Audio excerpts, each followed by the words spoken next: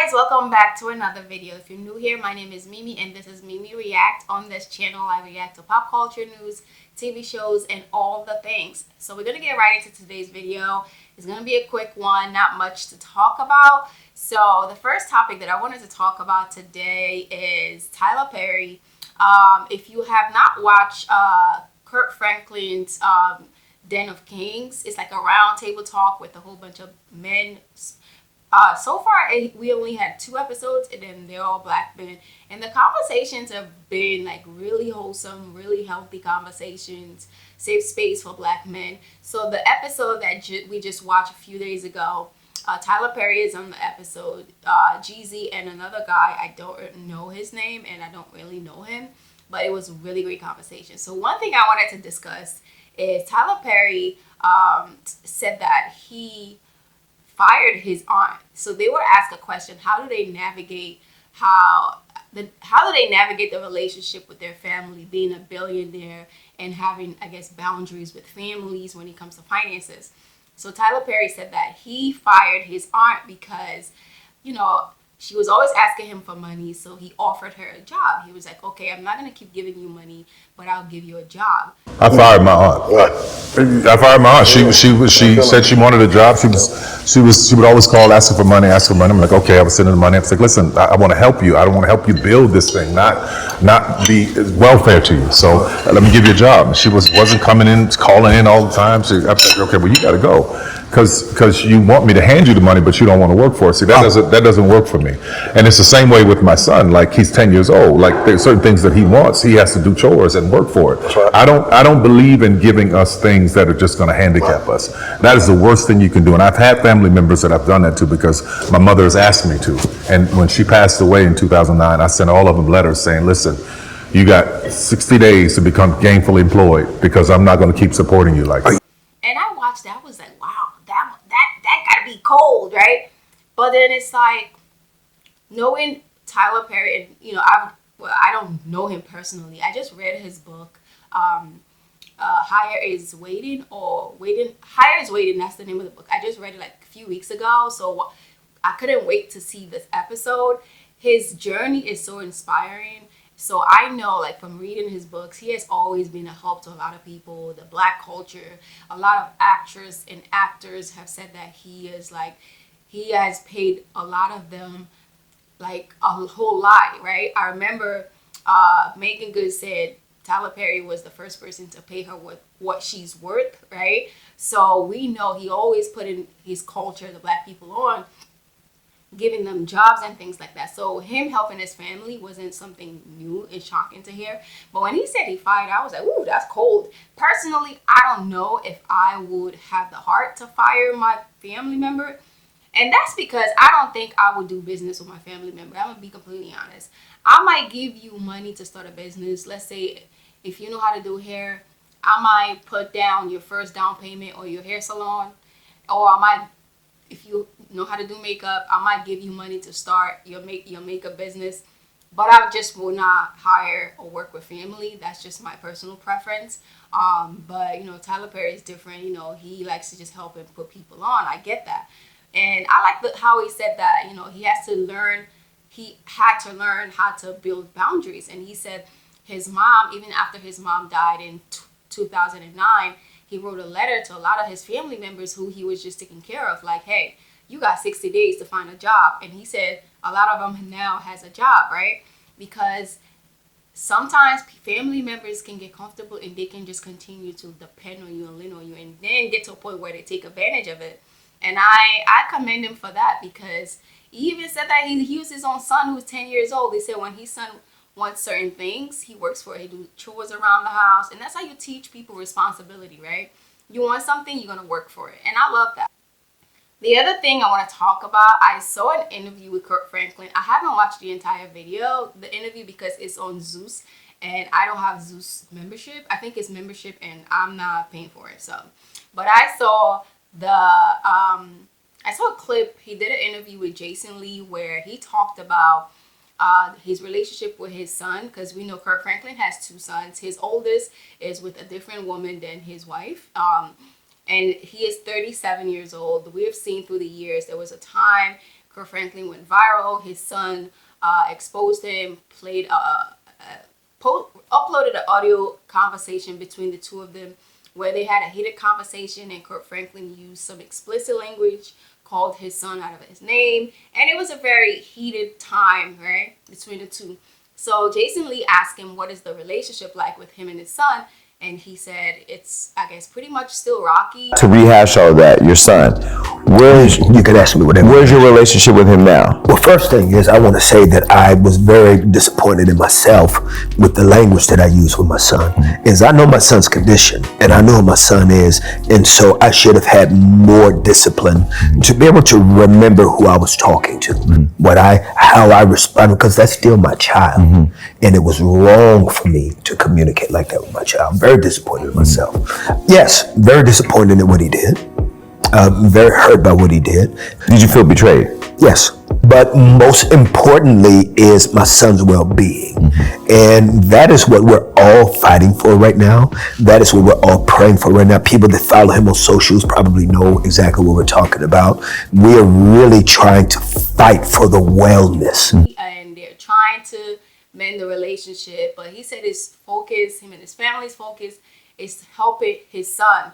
And he didn't really say it, but it's like you could read between the lines. Obviously, we know he has been vocal about this part that, his sons struggle with mental health challenges. Also, I think he struggled with substance abuse. So, and then also his son is part of the LGBTQIA community. So he deals with a lot of, challenges. So he said that is his main focus, him and his family. They're just trying to help him through those challenges. And I can sympathize with that, because it's hard when people, one, he's an LGBTQIA community, and a lot of gay men don't really get love like that, and especially in the Christian community. They look at you different, they judge you and things like that. And his dad is this icon in the gospel world, so it's a lot of tension there. And then two, it's like he's dealing with mental issues, and if you know someone, or if you've been someone who has had mental issues in the past, it could be really hard. It could be really isolating to deal with. So I sympathize with him in that area. What I was having question about is, because he did say that they're trying to help him. Like, what type of help are they offering, or how are they trying to support him? Because support can look different for all types of people, especially people that have some mental issues. Some people just want you to support them from afar. Some people need support close by. So I would like to know what type of support are they offering him, or do they have any type of relationship at all? I would like to know that, because it was just really sad, because his son is 37 years old. He's not a child, and it was just, God forbid, it would be sad for something to happen to him and they never had that conversation. They never had a relationship, because we know Kirk Franklin has had real tough time just growing up, not having his dad in his life and being adopted. Through the years, we've seen all of those, areas where he struggles, and he's been really vocal about it. And now to have this unhealthy relationship with his son, this back and forth, it's really challenging.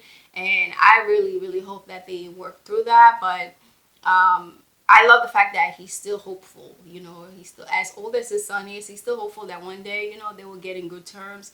And I just pray that they get in good terms before, God forbid, it's too late, right? So I really do hope that happen for them. So my next topic is Shannon Sharpe. And I'm sure you guys have seen this all over the internet. But 2 days ago, it was on the internet that the lawsuit, we all know, I made a video about this when it happened. There's a young lady, I think she's 24 now, who filed a lawsuit against him for essay. She claimed that she was essayed by him, and I believe she claimed some physical abuse as well. And she had some receipts, and those receipts were receipted in, okay? She had some audio that she played, and when we heard that audio, it was pretty evident that he was physically abusive, okay? It was pretty evident.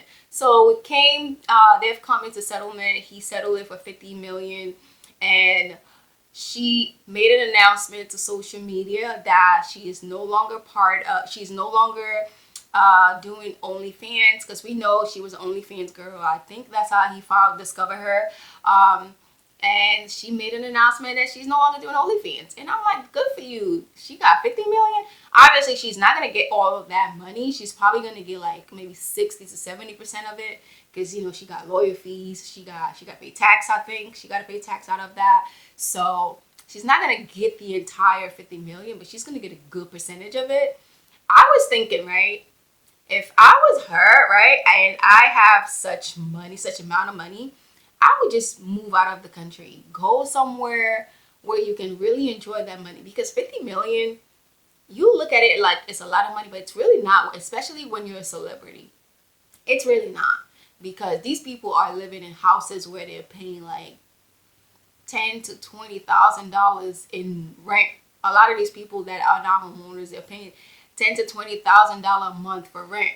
And 50 million can go like that, because some of them wear like 20, 30, 40, 50,000 dollar bags. So it's like they live expensive lifestyle, and 50 million is really nothing as a celebrity for a lot of them. So I was just thinking, I'm like, hypothetically speaking, if that was me, I would just move to a country like Ghana, South Africa, even Nigeria, right? And just live.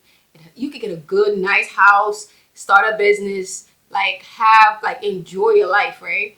Because over there, you don't got to pay taxes like America, where you buy a house, you got to pay tax on it, right? Over there, it's like once you build a house, you own it, and they don't do these, you really get to enjoy your money. So that's what I was thinking. I was like, I want her to just go somewhere, even if it's not like an African country, somewhere in the island, somewhere, and just go enjoy your money, just move. But I don't know what she's gonna do with that money, but I really hope she invests at least 50% of what she's gonna get invested into something that's gonna last you a lifetime. So even when you have children, when you have your own family, they are set for life. So I really hope she do. And as for Shannon and the rest of the men like him, I really hope this is teaching so many men a valuable lesson, especially millionaires, billionaires, men of that high status that have so much to lose. They just don't know how to move. We see that there's a lawsuit going right now against Tyler Perry from an employee, one of his employees, who's claiming the same similar allegations. And we saw that one. There was an exchange text messages that kind of show us that this guy is whatever he's saying, whatever he's claiming is kind of true, right? We're not saying it's true, but allegedly it's true, because these text messages, these receipts were receipted, right? So, and I'm just thinking, I'm like, these millionaires, billionaires, they don't know how to move. When you have so much to lose, you gotta, if you have so much to lose, and you're into whatever type of person that you're into, young women, young men, or whatever, you gotta mess with people that also got something to lose. You really do. And I say this all the time. I think this is like the third or fourth time I'm saying this on this channel. Like Shannon Sharpe, if you're into young women, you can mess with young women that also got something to lose. It's young celebrity women, high class, successful, huge brands that also got something to lose. But when you mess with an OnlyFans woman that don't got nothing to lose, they could claim something like this. And it's just, I just hope, everybody learn from this, especially also married men, because we see what's going on, what happened with the CEO that was at the concert with the head of HR. This man was a whole married man, like loving up in public on another woman that was not his wife, and we see what's happening now. He has resigned, right? Lost his job. He's probably never going to get hired at any other company, because they're not going to want to associate themselves with him. So he's probably going to have to start his own startup company or something. And he's probably going to lose his family. His wife is probably going to file for divorce, possibly lose his children, or he might get partial custody. We don't know yet. And then your reputation is ruined. It's not only ruined in America, it's ruined worldwide, because everybody done seen this all over the world. It's like, is it worth it? Is it even worth it? It's just like, people just don't know how to move. People do not know how to move. And I just hope that all of this is teaching men lesson. Like just know how to move. Just know how to move. Like the CEO, I'm assuming he knows messing with the HR. Obviously, she also got something to lose, so that's why he didn't care. But at the same company, bro. And I'm sure if this was a head of HR at another company, it would not have been such a big issue. And I really think he will have a reason to resign because he's not messing with somebody in the same company. It's just that he was cheating on his wife, and a lot of CEOs do that, right? So it just what made it even worse is just that it was happening at the same job, and that's a lot. And a lot of jobs have that rule: you cannot date people in the job, and he obviously didn't abide by the same rules. So, and I'm just like, I just hope these people learn your lessons because people don't. And yeah, so the next thing I want to talk about, we saw what's been going on between Nicki and Caesar on the internet. I'm not really gonna get into that because the honest truth is I don't really know where the drama started from. They just brought it to the internet, so I can't really get into what happened. But we saw like some exchange. I'm sure a whole lot of people have made videos about it already on the internet. But what I want to talk about is a conversation that I saw on the Breakfast Club where the Breakfast Club hosts were talking about it. He is a bully per se. I think that Nicki believes people are always doing something to her, and that's not the Our case. barbs are bullies. Yeah, no, baby. The Barb's is on me right now. Barbs are bullies. I think Nicki came from a place from New York City where New York didn't really believe in her at first. Well, you should've played her music, Envy. She had to go out of town. And you still not playing her I music. do play him Nicki music all the time. Yeah, I play Nicki music all the time. She went down to Atlanta, She right? went down to Atlanta, got caught in Atlanta, and the world fell in love with her. And they always doubted her. They doubted the way she rapped. They doubted her flow. They doubted her numbers. They always doubted Nicki. So Nicki always feels like she has to punch even harder. And I understand I will that. say I've never doubted Nicki. I always thought Nicki was dope since she was on the Dirty Money DVD With Fendi. back in the day. I always thought she was dope. Her tongue. But that's the thing. She don't hold her tongue. But all we see is her going out, like lashing out. Correct. You know what I mean? She's the female version of 50 Cent. She does not hold her tongue. She will go at you. She does not care. She doesn't care about the backlash. Nicki goes hard. And we don't know. Nicki has always been that. Right. And DJ Envy said something that was so true. He said that Nicki Minaj is the female 50 Cent. Meaning, like, 50 Cent he's always gonna react. He's always gonna respond to anybody that come for him. And he's always like starting something, right? And Nicki is that way to me. I feel like Nicki Minaj is such a legend. She doesn't know who she is. She is such a legend that she does not need to respond to everybody. It's just like Beyonce. People come for Beyonce all the time, but you would never see Beyonce come on the internet to respond to anybody. Her mama might. Miss Tina might respond to you.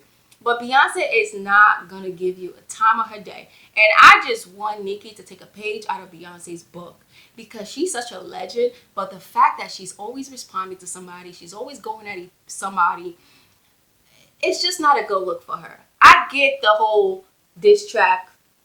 That's cool because you're a musician, make your music, talk your trash in your music. But going at it on the internet, on Twitter, it's just like, no. And that's what she's been doing over the years. We've seen her going at it with Cardi B, going at it with Remy Ma, going at it with Megan Thee Stallion, and now Caesar. It's like, Nicki, no. And I just want her to know that, girl, you're such a legend. You are the it girl. You don't have to respond to everybody. And I'm not saying anything negative about these other women. I love all of these women, right? But I just feel like she just needs to know who she is. Nicki is literally a lot of these women's inspiration growing up. A lot of them were inspired by her. But now it's like you done made yourself so low because you are out here arguing with everybody and their mama. It's like, no, Nicki, no. And I don't know. I don't know how to feel about it. I just hope that she learned from this. And I don't know what it's going to take for her to learn because I feel like she's still going to go at it. She's still going to come for the next person that says something about her. She's still going to respond. And it's just that we are tired, Nicki. Like, listen. All right. If it float your boat, that's fine. That's all I have to say for this video. Let me know how you guys feel about anything I said in this video. But before I close this video, I wanted to point something out. I saw a beautiful comment on one of my videos. And I thought it was so nice for this person to point it out. I posted on the screen somewhere. She said that pretty much in her comment, she said that she love how respectful I am in my reviews, and how you know, I don't call people out of their names, right? So that's my goal for my channel, because in my real life, I'm not disrespectful, and I don't curse in my real life. So I'm not gonna come on here and curse, because I watch a whole lot of like reaction channel, and a lot of them curses a lot. And to be honest, when people curse, it sounds funnier, right? Especially if you have some type of comical personality into personality. I am not that, you know. So it's like, I'm not gonna come on here and curse off the storm and call people down out of their names and drag people. I'm just gonna give my opinion, and then I'm still gonna be respectful, because at the end of the day, I'm a very opinionated person. I have opinion about everything, right? But I'm gonna be respectful, because I'm a mom, right? I want my kids to see my videos and be proud, right? I'm not gonna get out of character, and I'm also a wife. I have when I come on here, I'm representing the Lord God, right? Because I'm a Christian woman first, and then I'm representing my family, so I want to be respectful to them. So like, that's just who I am. I'm not putting a front for anybody. So this is just who I am. I appreciate the fact that somebody could see that through my videos and see that, okay, she's giving her opinion, but she's being respectful. And that's just who I am. I'm very respectful. I'm always going to be respectful. So yeah, that's all I have to say for this video. Thank y'all so much. If you like any more videos like this, please comment, like, and subscribe. And I'll see you in another one. Bye.